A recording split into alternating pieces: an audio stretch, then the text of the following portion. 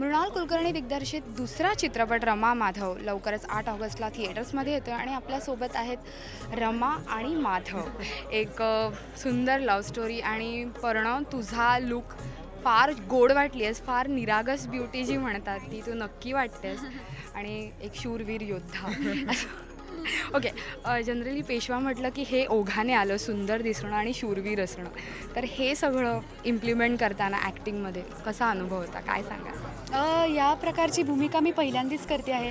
मी गेले 7-8 वर्ष पुण्यातनं नाटक करते आहे आणि मी ऐतिहासिक भूमिका नाटकांमध्ये केलेली आहे. माझं सत्यशोधक नावाचं नाटक चालू आहे, ज्याच्यात मी सावित्रीबाई फुल्यांचं काम करते. पण ह्या सिनेमात मला रमाबाईंची भूमिका साकारायची होती. पेशवाई हा काळ अत्यंत वेगळा काळ आहे. ती श्रीमंती दाखवणं ही फार काही सोपी गोष्ट नाही आहे. कारण काय, आजच्या काळात आपण जगताना श्रीमंती घेऊन घेऊन वावरणं अगदी सोपं नाही आहे. कारण काय, या सगळ्याचीच आपल्याला खरंच सवय नसते आणि त्या काळात हे त्यांचं नेहमीचं जगणं होतं आणि हे अगदी अंगी उतरवताना खरं सांगायचं तर फार मजा आली.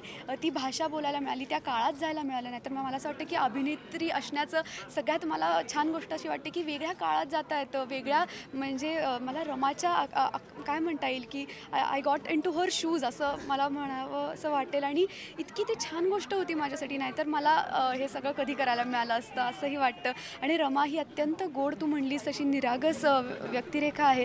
या सिनेमात तिच्या अगदी अल्लडपणापासून ते तिच्या समर्पणापर्यंतचा अख्खा पट मला दाखवायला मिळालेला आहे. आणि मृणालताईसारखी एक उत्तम अभिनेत्री, उत्तम दिग्दर्शिका मला लाभली याविषयी म्हणजे तिने मला खूप खरं शिकवलं. तिचं काय म्हणता येईल, तिच्याबरोबर मी माझी रमा शोधली. तिने साकारलेली रमा तुला शिकायला मिळाली तिच्या under. That's a big thing. Absolutely. आणि अख्ख्या महाराष्ट्र तिला रमा म्हणून ओळखतो. आणि माझ्यासाठी खूप मोठी गोष्ट आहे की तिने तिची स्वतःची अत्यंत लाडकी, तिने पहिलं तिच्या करिअरमधली पहिली भूमिका आहे.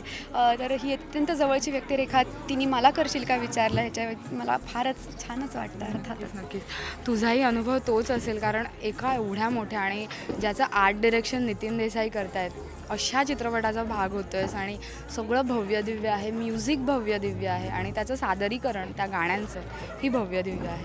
आणि एक म्हणजे जसं मी म्हटलं की पेशवाईमध्ये सुंदर दिसणं आणि शूरवीर असणं ओघाने आलं आणि त्यातही अगदी रत्नजडित शूरवीर दिसणं कसं होतं?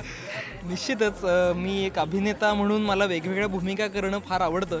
कारण अख्खं नव्याने जगता येतं. आपण एका पद्धतीने जगत असतो, तर एक भूमिका म्हणजे ऑलटुगेदर वेगळ्या दृष्टीनं आपण जगण्याकडे पाहतो. म्हणजे विहीरमध्ये नचिकेतचा मी रोल केला असेल किंवा आषाढातील एक दिवसमध्ये कालिदासाची भूमिका केली असेल. मला या भूमिका फार आवडतात, ज्या मला नेमकं वेगळं जगायला शिकवतात. आणि तसंच माधवराव पेशव्यांच्या भूमिकेच्या बाबत निश्चित मला वाटतं, कारण मी अख्खा एक लाईफ सर्कल अनुभवली. मी अख्खं एक जगण्याचं चक्र अनुभवलं. यात अल्लडपणापासून तरुण वयापासून अगदी मृत्यूच्या वयापर्यंत असं संपूर्ण एक जगण्याचं सर्कल मला अनुभवायला मिळालं आणि फार समृद्ध करणारा त्यामुळेच हा अनुभव होता.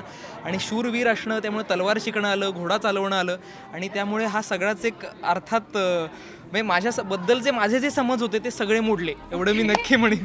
आणि नक्की सांगेन की गेल्या वर्षभर साधारणतः होईल की आम्ही रमा माधव यांच्याबरोबर आहोत आणि नक्कीच आमच्या आयुष्यात त्या दोघांमुळे फार आमूलाग्र असा चांगला बदल घडलाय असं मला वाटतं. खूप दिलं या दोन्ही पात्रांनी. आणि अजून एक म्हणजे ते 25 वर्षाचे होते आणि ती रमा 23 आत्ता म्हणजे साधारण ते गेले तेव्हा 27 वर्षाचे होते आणि रमा 23 वर्षाची होती.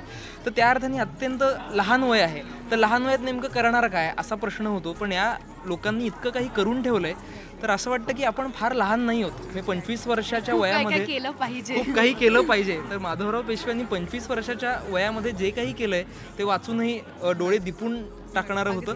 आणि रामाबाईंचं त्यांच्यावर असणारं प्रेम आणि समर्पण ही सुद्धा फार अवघड वाटणारी आणि तितकीच विलक्षण वाटणारी गोष्ट आहे.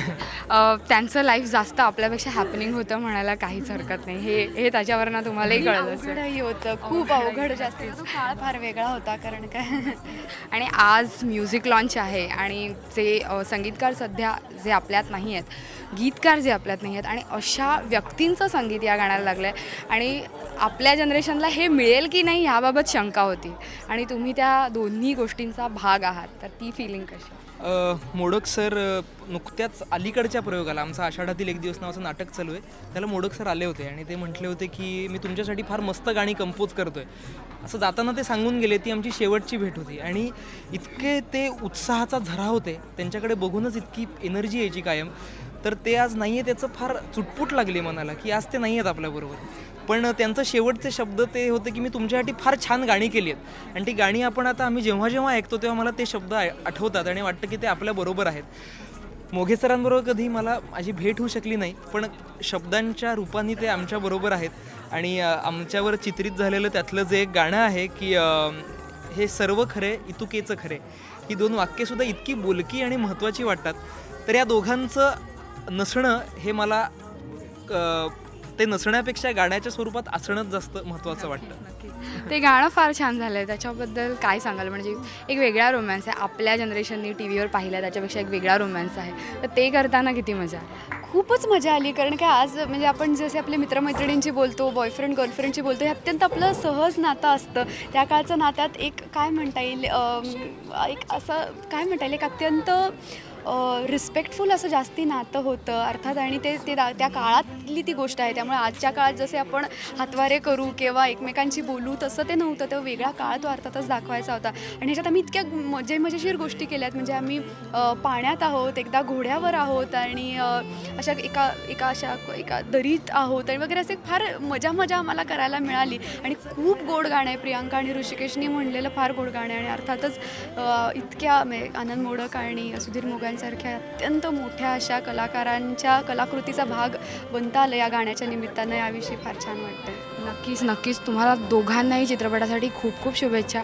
8 ऑगस्टला अगदी दणक्यात सुरुवात होऊ दे हीच इच्छा. Thank you so much. Thank you. Cameraman Puneet सोबत श्वेतांबरा सावंत, राष्ट्रीय मराठी.